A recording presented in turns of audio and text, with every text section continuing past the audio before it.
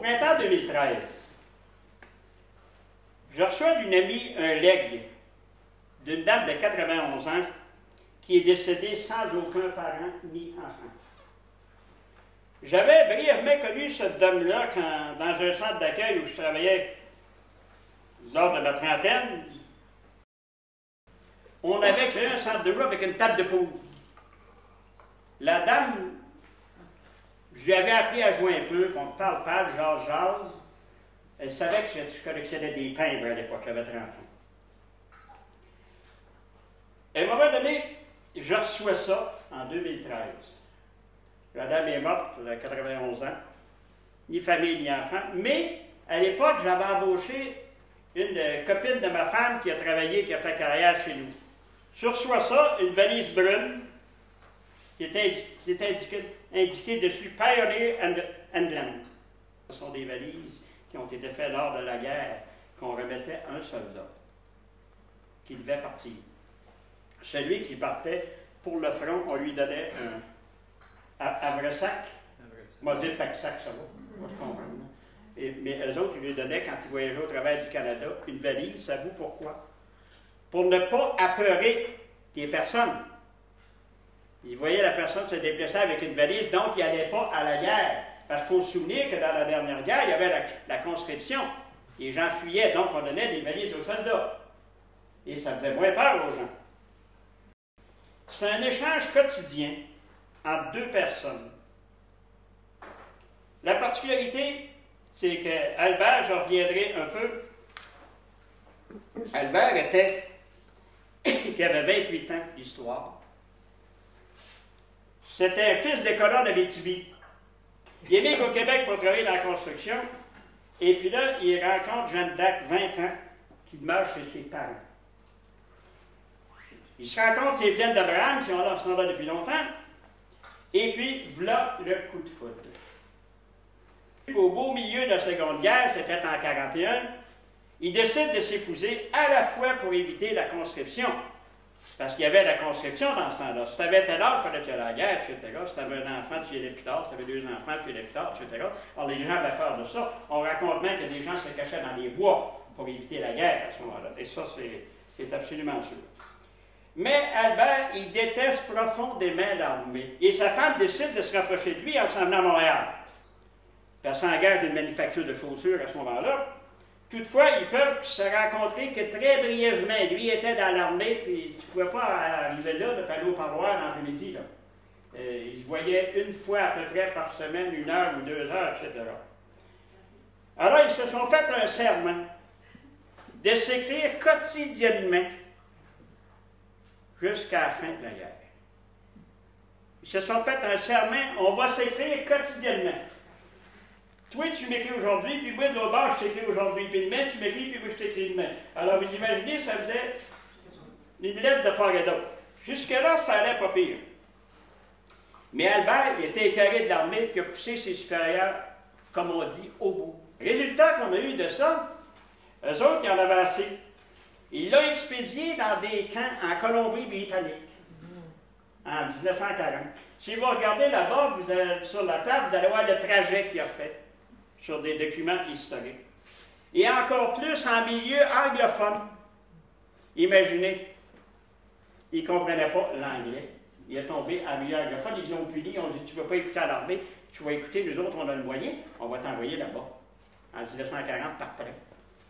D'où la valise, pour pas que ça paraisse trop et que ça fasse pas peur au monde. Alors, il a fait une dépression très sévère, vous verrez ça dans les lettres. Il ne veut plus rien faire. Il s'accroche autant à sa maladie simulée qu'à sa femme qu'il tente de contrôler et même punir à distance. Ça, vous allez voir des éléments là-dedans. C'était incontrôlant, puis il était jaloux. Alors, se faire lancer en Colombie-Britannique, sa femme tout seul, quand tu es marié depuis 2 semaines, c'est pas évident. Alors, c'est ça un peu. La saga s'est poursuivie pendant toute une année. Et puis, jusqu'à temps qu'il se fasse, comme on disait ça quand il était petit, qu'il se fasse clairer de l'armée. Et on dit, toi, dans l'armée, on ne veut plus de toi. Tu vas aller faire, tu vas toujours être avec l'armée, mais tu n'es plus dans l'armée. Tu vas faire du ménage, autant chez un autre, puis Elle s'est dit que ça va aller pour les timbres. J'ai jamais enlevé un foutu timbre de ça, j'en ai un quart de million de timbres à la maison. Il date de 41-42. OK, mais 43 dans les dernières. Il y avait entre une deuxième et une troisième année, semble-t-il. Je trouvais qu'il écrivait très bien. Est-ce que c'est toujours la même écriture? Parce que vous pouvez Non. demander à des gens des fois. Il y a beaucoup de soldats qui ont écrit pour lui. Quand on en compare quelques-unes, on peut le voir. Puis il le dit d'ailleurs que des fois il est plus capable, il est fatigué. Il a mal partout. Il ne veut pas être dans l'armée, donc il présume qu'il est mal partout. Trop fait pour écrire. Ils ont vécu ensemble toute leur vie? Toute leur vie. Oui, le monsieur est mort, il avait 46 ans de mariage, si je me souviens. Ils ont vécu toute leur vie, ils n'avaient pas de parents, pas de frères et sœurs, ils n'ont pas eu d'enfants, donc ça finit là. Ils ont déménagé à Montréal parce qu'ils avaient été mis au camp. Est-ce qu'il y en a quelqu'un qui se souvient du camp Saint-Jérôme, comme on l'appelait? Camp Bouchard. Regardez ça demain sur Internet, le camp Bouchard était à Saint-Jérôme. Très religieux. Très, très, très. Donc, elle empêchait la famille? Non. Il n'était pas là. Ça, je ne sais pas cette partie-là, malheureusement. Ils ont parlé beaucoup d'en avoir. Est-ce que lui n'était. Est-ce qu'il y avait des problèmes? C'est fait dire par sa femme. Il est allé de Jobin à Jobin. Il est allé sur le ménage jusqu'à la fin de la guerre. Lui, il était particulièrement. Il faisait les toilettes de la cafétéria. D'abord, son père vit au crochet de sa femme, parce qu'il boit. Sa mère, elle vivait. Il était trois dans une chambre, il avait une fenêtre. Il faut se transposer aussi dans les mœurs de l'époque. Je sais qu'on a entendu parler des blackouts et toutes ces choses-là, ça a existé. Là. Ça a existé, je peux vous assurer. Il y en a là-dedans, je ne les ai pas toutes lues. Ça a existé. Des exercices. Moi, je sais que mon père me contait des exercices de feu qu'il y avait à Montréal. On mettait le feu dans des bâtisses pour l'éteindre, pour montrer aux gens et les acclimater face à la guerre. Fort Albury, BC, Colombie-Britannique. Il écrit à sa femme, quand je lui disais qu'il n'y avait pas l'armée. Le docteur m'a demandé mon âge et si j'étais un bon soldat. Je lui ai répondu que je désirais l'être si ma santé était bonne. Alors il a dit à son secrétaire, Marc, dit-il, ce matin j'étais sur un autre draft. C'est pas des farces, ça fait 3 semaines, 3 régiments, 1 par semaine. Il ne voulait pas. Car à tous les régiments que je fais, ils me mettent de côté et je ne fais rien du tout depuis 3 mois. Je n'ai pas fait la moindre ouvrage. C'est-à-dire que ce n'est pas payé beaucoup un soldat dans l'armée.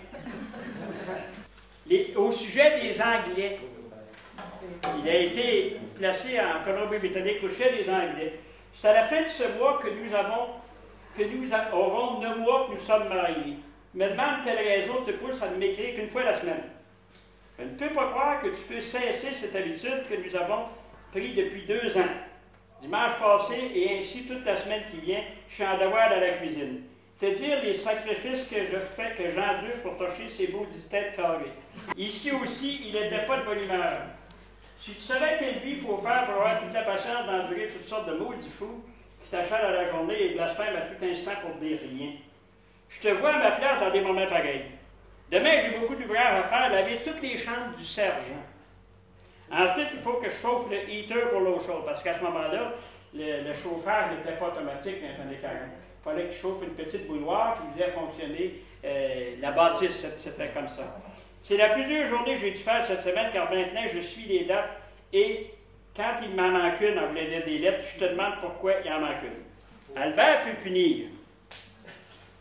J'avais hâte que tout ce malentendu finisse entre nous au sujet de notre correspondance. Il est triste quand nous ne recevons pas de lettres le soir. J'ai emprunté 1 pièce à un de mes amis en attendant que tu puisses m'aider un peu. Ça va faire 1 an que nous sommes mariés. Ce soir, je ne lave pas les chaudrons car j'ai un autre sergent d'MP. Il m'a dit de me rapporter seulement toutes les heures. Je n'ai pas écrit quand j'étais à la détention parce qu'il a été détenu à un moment donné, puis puni, détenu. L'armée le détenait à l'intérieur d'une cellule quelques jours, il écoutait pas. Je te remercie pour cette phrase que tu m'as écrite. Et voilà exactement les mots. Ça, c'est elle qui parle. Chérie, je t'ai donné mon cœur et crois-moi, je n'ai pas l'idée de le reprendre. Ce que je donne est pour la vie. Quand je te pressais la tête sur mon cœur en te chérissant et en disant des mots d'amour, et là, on va plus loin, et ton 25$, tu me l'avais demandé pour ton fardeau.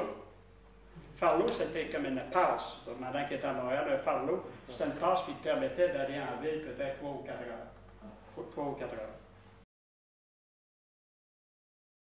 Tu te rappelles quand je t'embrassais et que je te disais que ça goûtait bon? Je ne comprends pas sur 2 ou 3 lettres que tu me défendes de travailler. C'est madame qui parle.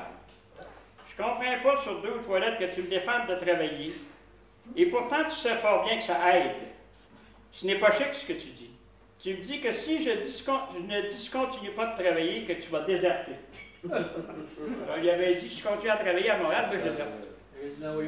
Tu vois bien que c'est étourdi, ça, et que nous ne serions pas plus avancés, même moins. Et là, elle raisonne bien. Toi, ici, je ne travaille plus. Toi, parti, je n'ai plus de pension de l'armée. Je n'ai plus de pension et tu ne pourras pas trouver d'ouvrage car ils ramassent partout tous ceux qui sont dans le militaire. Alors, tu vois, ça n'arrangera pas les choses. Ça leur ferait seulement nous donner un beau coup de trouble. Il a dit que quand une femme, le curé a dit que quand une femme perd son mari par sa faute, c'est pour toujours.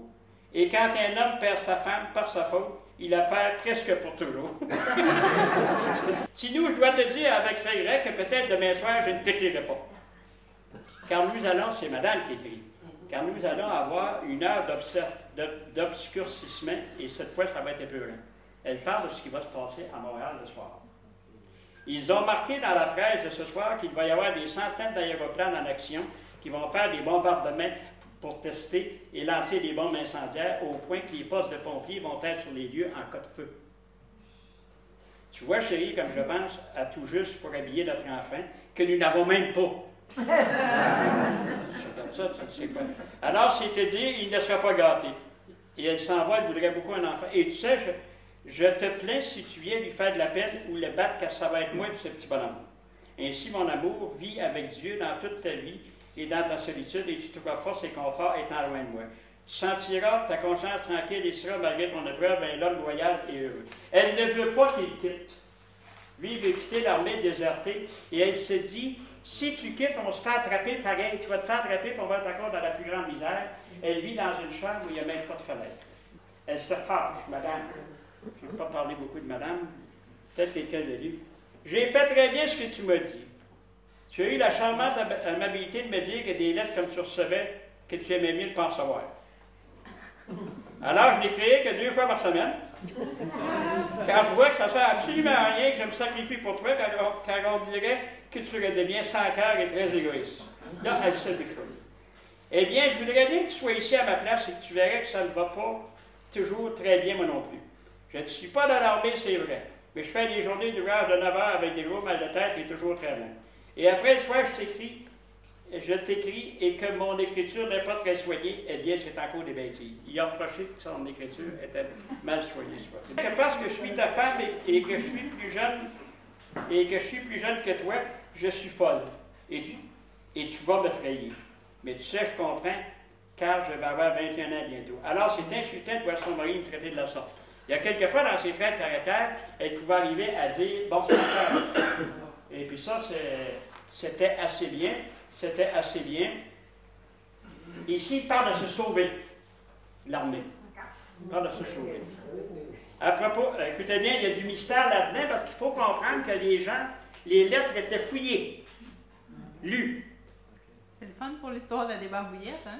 Ah, ben ça, chère madame, ça ne dérange rien. Les officiers devaient se régaler de voir ça. Ce qui était interdit, c'était de dire, exemple, eux apprenaient beaucoup d'affaires de l'armée, là.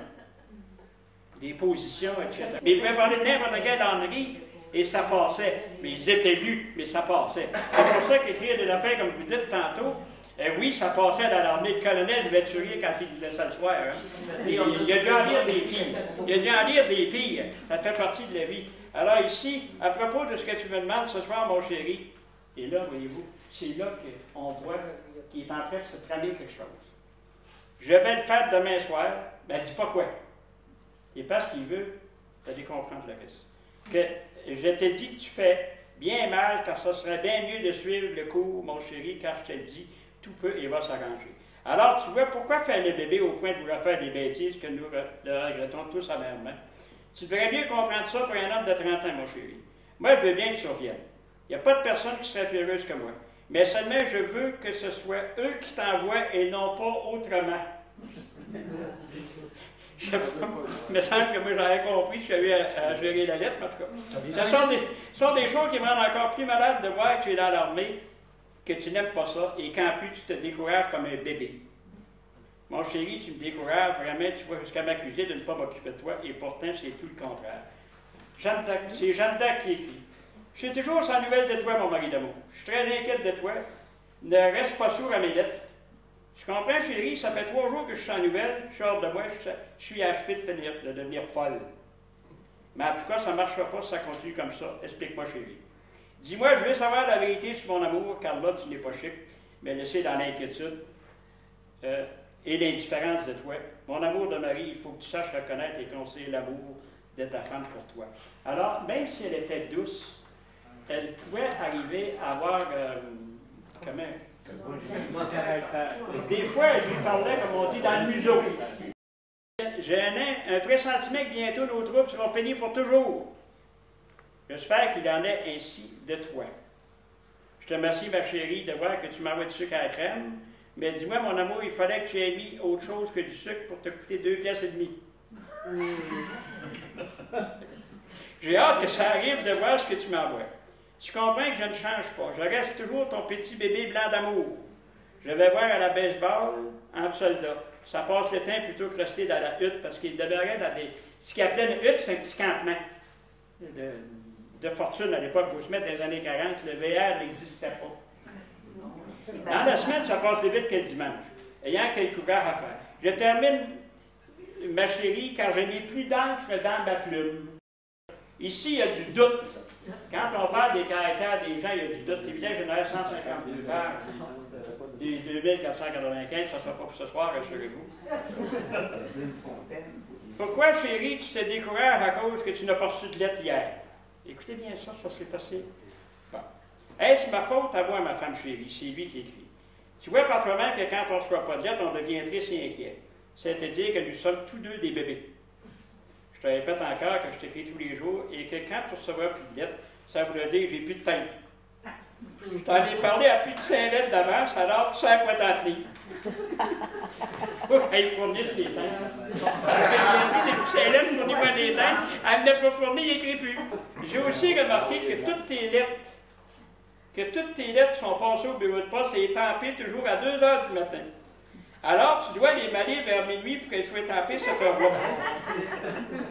Je n'ai pas parlé à venir jusqu'à aujourd'hui, mais il y a une limite à tout. N'en reviens pas sur ce mot capable. On dirait par ce mot que je te trompe.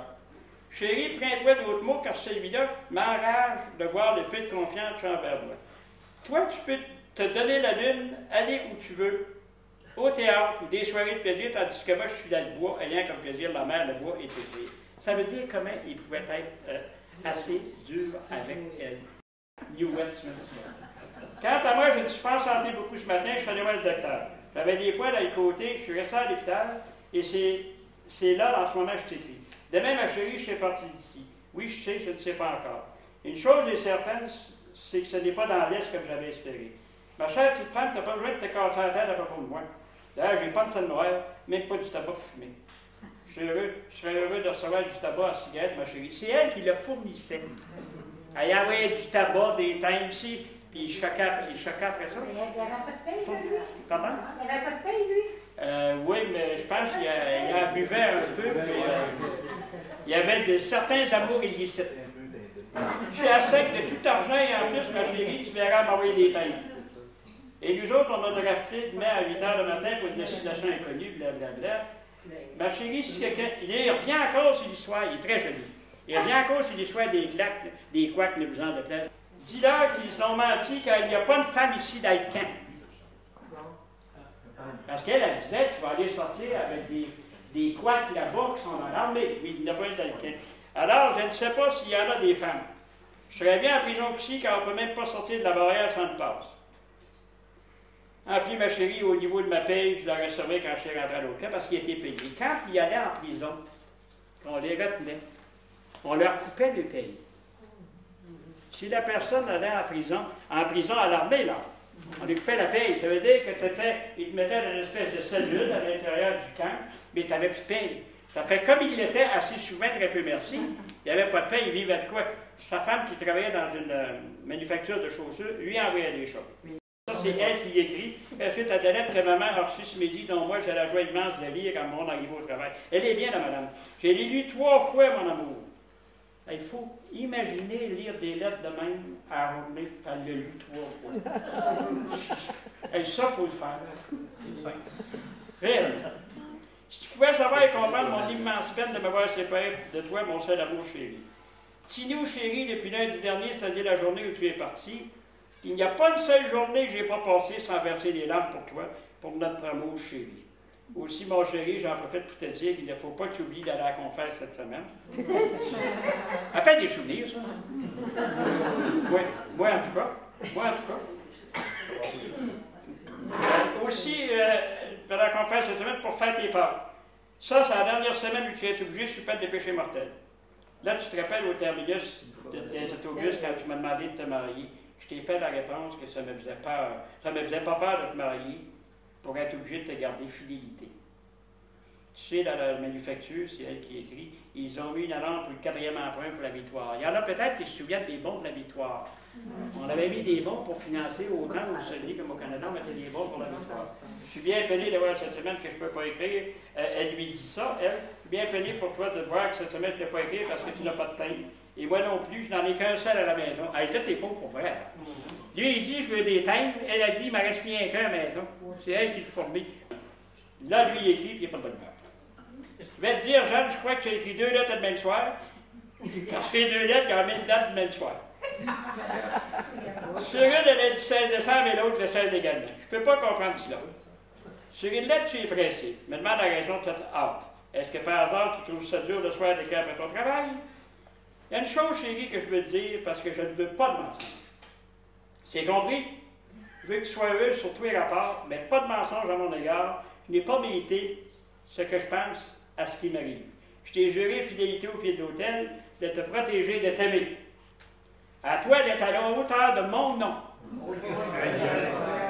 À toi d'être à la hauteur de mon nom. Il ne se fait pas faire d'autre, hein? Un mensonge très petit, mais un doute qui fait mal. J'espère que tu comprendras par ces mots où je vais en venir. J'ai reçu à date 3 lettres. Je me demande ce que sont devenus les autres que tu m'as écrit. La problématique qu'il y avait là-dedans, c'est que, imaginez, vous écrivez à votre chum qui est à New Westminster, en Colombie-Britannique, tous les jours. Ah, il y avait des problèmes, que ça n'arrivait pas. Et elle, la même chose. Ah, eux autres s'attendaient, à ce moment-là, compte tenu qu'ils étaient au Québec, ça rentre à telle date. Mais ça ne rentrait pas avec les postes et tout ça. C'était fou dans le tête d'ailleurs. Ça ne fonctionnait pas. C'est caleçon, j'aime bien. Je viens causer avec toi en te disant que ce soir, sans me plaindre que ça ne file pas beaucoup, quand je n'aime pas du tout tes mauvaises plaisanteries. Absolument pas rien. Car premièrement, je ne t'ai pas écrit seulement qu'un soir, tu m'en es certain. Elle y répond. C'est une chose, sans tout l'air qu'on se chicane et qu'on ne sait pas pourquoi, seulement après un mois et demi de mariage. Ce soir, tu comprends si je m'ennuie de ta jolie bouche. Et maman est à laver tes caleçons, alors j'ai bien des caleçons, mais pas d'homme de bain.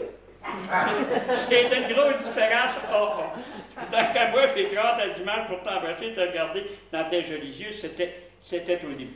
Alors, c'est un peu ça, je pense. Je pourrais vous en lire ad libitum.